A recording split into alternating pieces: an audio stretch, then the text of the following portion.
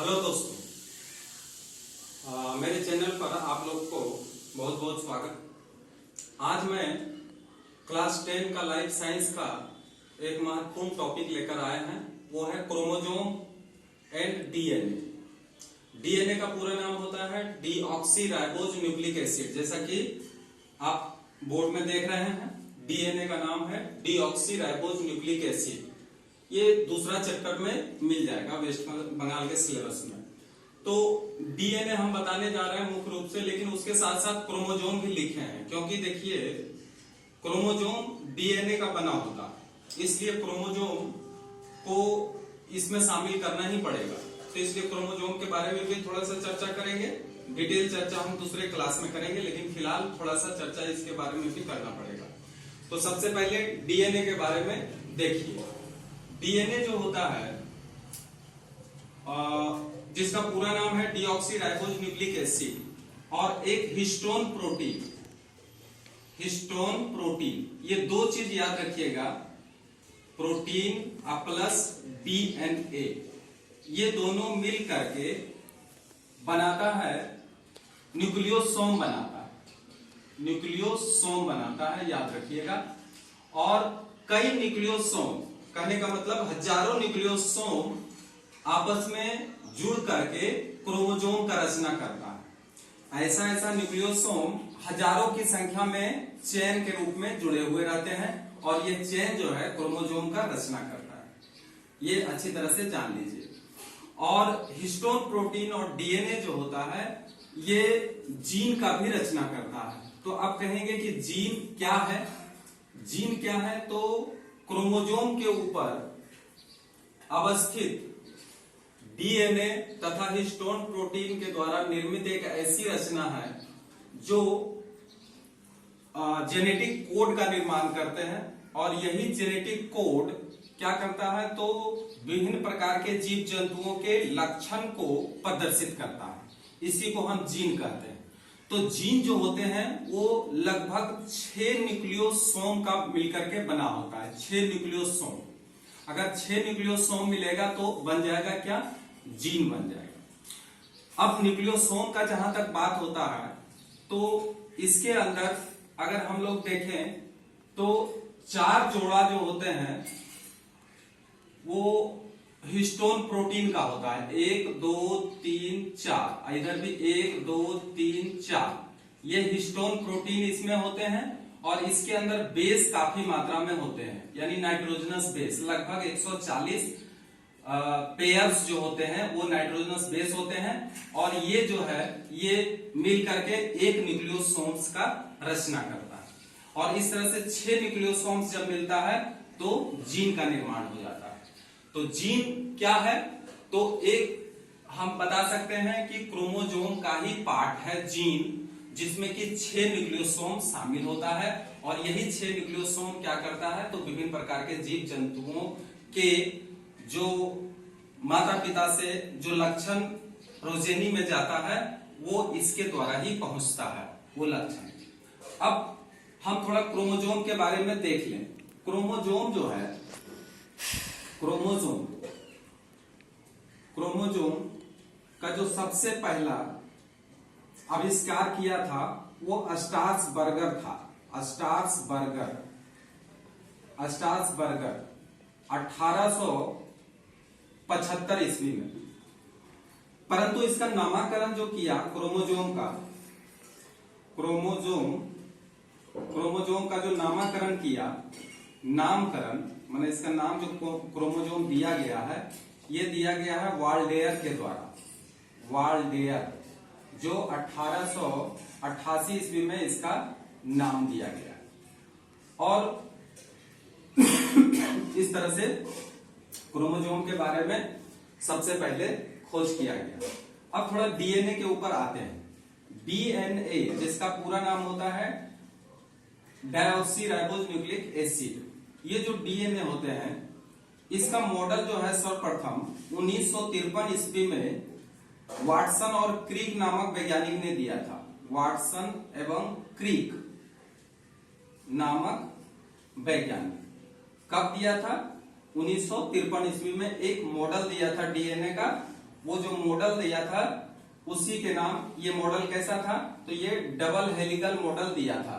तो ये double helical model जो दिया गया वाटसन और क्रिक का ही है, जिसके कारण 1962 ईस्वी में इन दोनों को सम्मिलित रूप से नोबेल पुरस्कार भी दिया गया था।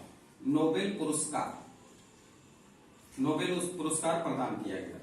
तो डीएनए के बारे में थोड़ा हम लोग संक्षिप्त जानकारी किए हैं, परंतु डीएनए के बारे में डिटेल चर्चा अभी हम करने जा रहे हैं, वो आप लोग भली भांति देखिए। तो डीएनए का चर्चा जब हम कर रहे हैं तो इसके बारे में, क्रोमोसोम के बारे में थोड़ा सा नॉलेज तो हो गया है। अब डीएनए का रचना देखें। तो डीएनए का रचना जो होता है ये 3 प्रकार के रचनाओं के द्वारा होता है। पहला क्या है, नाइट्रोजनस बेस। देखते जाइए बोर्ड में और समझते जाइए। नाइट्रोजनस बेस, ठीक है। और दूसरा है पेंटोज शुगर।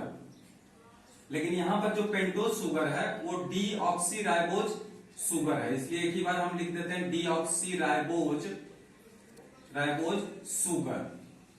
ये कैसा शुगर है, पेंटोज शुगर है। पेंटोज शुगर कहने का मतलब होता है 5 कार्बन परमाणु वाले शर्करा, है ना, और फॉस्फेट होता है। ये 3 प्रकार के रचना के द्वारा डीएनए बनता है। अब थोड़ा सा हम लोग देखें ये नाइट्रोजनस बेस क्या है। तो नाइट्रोजनस बेस जो होते हैं ये 2 प्रकार के होते हैं, भली भांति देखिए इसको। पहला है प्यूरीन बेस और दूसरा है पायरीमिडीन बेस। पायरीमिडीन बेस होता है। प्यूरीन बेस जो होता है वो फिर 2 प्रकार के होते हैं। पहला होता है एडेनिन, किसमें, प्यूरीन का जो पहला होता है वो एडेनिन, और दूसरा होता है गुएनिन, ठीक है। और पायरीमिडीन में 2 बेस आते हैं, वो होता है क्या है, साइटोसिन और थायमिन। ध्यान दीजिएगा, थायमिन। ये रचना बहुत भली भांति इसको बार बार उलट करके देख लीजिएगा कि नाइट्रोजनस बेस, जो वीडियो को बार बार दोहरा करके देख लीजिएगा कि ये 4 प्रकार के होते हैं। अर्थात पहले तो मुख्य रूप से 2 प्रकार के प्यूरीन पायरीमिडीन, प्यूरीन का 2 भाग एडेनिन गुएनिन और पायरीमिडीन का साइटोसिन और थायमिन, ये 2 भाग होते हैं। परंतु इसका जब रचना हम लोग देखते हैं तो ये नाइट्रोजनस बेस और डीऑक्सीराइबोज, पेंटोज शुगर और फॉस्फेट किस तरह से व्यवस्थित रहते हैं, इसके बारे में थोड़ा सा हम अलग से रचना करते हैं, उसको भी देख लीजिए। तो डीएनए के बारे में आप समझ रहे हैं कि निश्चित रूप से इसमें नाइट्रोजनस बेस रहते हैं। अब ये जो नाइट्रोजनस बेस है वो इसके मध्य में रहते हैं और ये एक डबल हेलिकल रचना बनाते हैं। तो एक हम डीएनए का आकृति बनाते हैं, इसको थोड़ा सा देखिए। यही डीएनए का आकृति है, इसी तरह से होता है। यहाँ 3 है तो ये आएगा 5 और इधर 3 से शुरू होगा और इधर आ जाएगा 5। अब इस रचना को हम लोग देखें तो ये जो नाइट्रोजनस बेस इसका होता है वो किस तरह से जुड़े हुए होते हैं। तो एडेनिन जो बेस होते हैं वो थायमिन से जुड़े होते हैं और वो डबल बॉन्ड के द्वारा इस तरह से जुड़े होते हैं। बाकी यहाँ पे पेंटोज शुगर होता है, यहाँ पे अगर हम दिखाएं तो इस तरह से हम पेंटोज शुगर दिखा सकते हैं। और नीचे जो जुड़ा हुआ होता है दोनों तरफ से वो फॉस्फेट ग्रुप से जुड़ा हुआ होता है। तो इस तरह का एक रचना हम लोग दिखा देते हैं, है ना। और फिर अगर दूसरा रचना देखें साइटोसिन, तो साइटोसिन भी उसी तरह का रचना के द्वारा जुड़ा हुआ रहेगा। ये साइटोसिन डबल नहीं बल्कि ट्रिपल बॉन्ड के द्वारा जुड़ा हुआ रहता है। किसके साथ, तो गुएनिन के साथ जुड़ा हुआ रहता है। और यही रचना बार बार दोहराया जाता है जिससे कि हमारा डीएनए का रचना कंप्लीट होता है। ट्रिपल बॉन्ड सी हम 1-2 दिखा देते हैं, याद रखिएगा। इस तरह से प्रत्येक जीवधारी में अलग अलग क्रम होता है इसका, एक जैसा क्रम इसका नहीं होता। तो ये है स्ट्रक्चर जिसको कि हम लोग डीएनए का स्ट्रक्चर बोलते हैं। ये आपका नाइट्रोजनस बेस हुआ। एडेनिन हमेशा थायमिन से जुड़ा हुआ रहता है, साइटोसिन हमेशा गुआनिन से जुड़ा हुआ रहता है, और इसके साथ साथ फॉस्फेट भी रहता है और पेंटोज शुगर भी रहते हैं, जिसको डीऑक्सीराइबोज शुगर कहते हैं। तो इस तरह से डीएनए निर्मित होता है। अब जहां तक जीन का बात आता है, तो हम बताए थे कि 6 न्यूक्लियॉन्स अगर मिलता है तो ये एक टुकड़ा बनाता है, जिसको कि हम जीन कहते हैं। तो 6 न्यूक्लियॉन्स जो होता है वो इसी तरह से इसी भाग में 6 न्यूक्लियॉन्स अलग अलग जीन बनाता है, और अलग अलग जीन का अलग अलग काम होता है। अलग अलग काम क्या होता है कि वो अलग अलग शारीरिक लक्षण को अपने माता पिता से पुत्रों में पहुंचाते हैं। इसलिए डीएनए का मुख्य रूप से जो कैरेक्टरिस्टिक्स हम लोग देखते हैं, कैरेक्टरिस्टिक्स ऑफ डीएनए अगर हम लोग देखते हैं, तो ये तो सबसे पहले डबल हेलिकल स्ट्रक्चर है। कैसा हेलिकल स्ट्रक्चर है? डबल हेलिकल स्ट्रक्चर है ना। और इसका एडेनिन थायमिन से जुड़ा हुआ रहता है, साइटोसिन गुआनिन से जुड़ा रहता है। यानी ए जुड़ा हुआ रहता है किससे? थायमिन से, तथा सी जुड़ा हुआ रहता है किससे?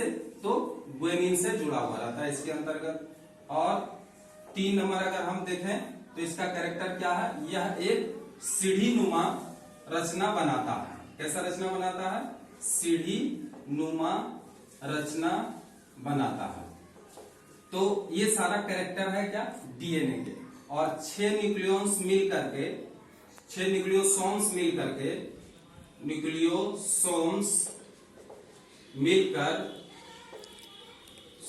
मिलकर क्या बनाता है? तो एक जीन बनाता है। इसके बारे में भी जान लीजिए, जीन बनाता है। और इसका अगर हम फंक्शन देखें तो इसका मुख्य रूप से फंक्शन क्या है? 2 ही फंक्शन, ध्यान रखिएगा। ऐसे और भी लिख सकते हैं। तो पहला फंक्शन तो हो गया, यह माता पिता से आनुवंशिक लक्षण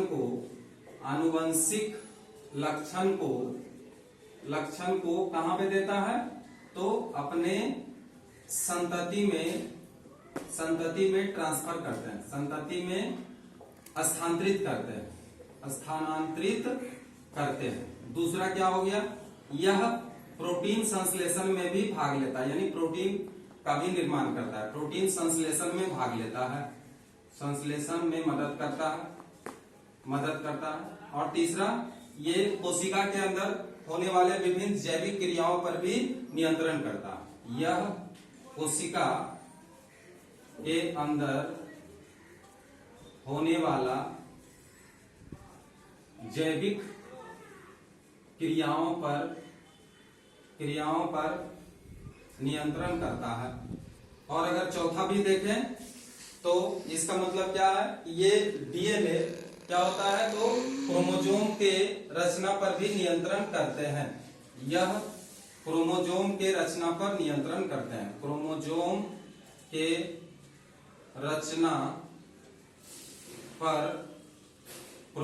रचना तथा इनकी संख्याओं पर नियंत्रण करते हैं।